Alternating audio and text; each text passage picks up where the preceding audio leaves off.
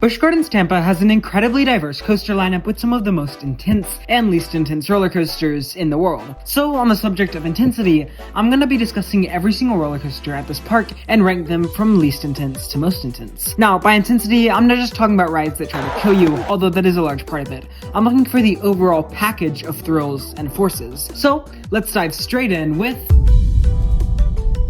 what did you expect?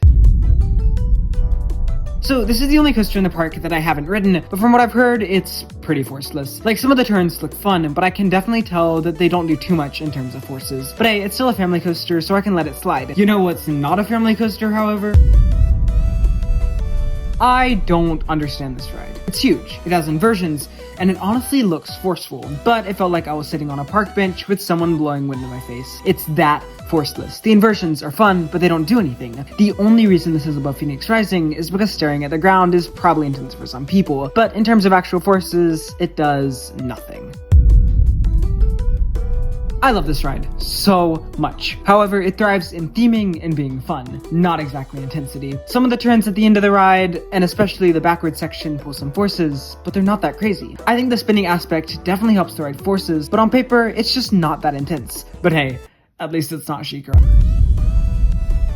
This ride is a great mix of forces and fun. The sense of speed is fantastic, the inversion is solid, and the launches are really forceful. While it's not as intense as some other intimate blitz coasters, the S-bends are whippy, the hills have airtime, heck, the valleys actually have some positives. I really love this ride, and it's the first coaster on the list that I'd actually consider intense.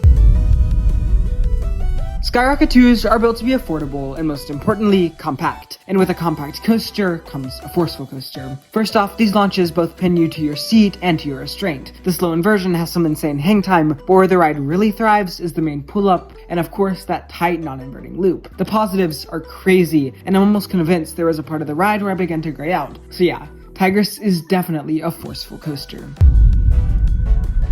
Montu just tries to rip your legs off. The rolls are whippy, the loops are quick, and all of the helixes force all the blood to run to your feet. The ride is a little more graceful than, say, Alpengeist, but it's still a B&M inverted coaster, so of course it's gonna be intense. Montu really packs a punch. So, I only got one ride on Kumba, but boy was that an intense ride. It's basically Montu just above the track, and on steroids. You thought Montu had an intense loop? Try this one. You thought Montu had an intense helix? Look at this. The two rides are really similar, just Kumba's hits a little bit more, meaning it's of course more intense. But it's not the most intense coaster in the park. That would be none other than...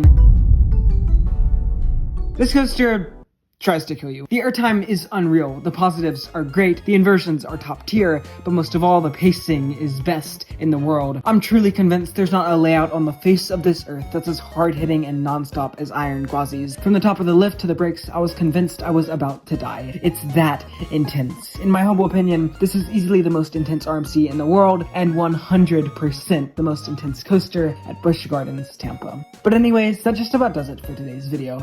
Thank you so much for watching. If you're still here, consider subscribing as it really helps a small channel like me grow, and as always, have a great day.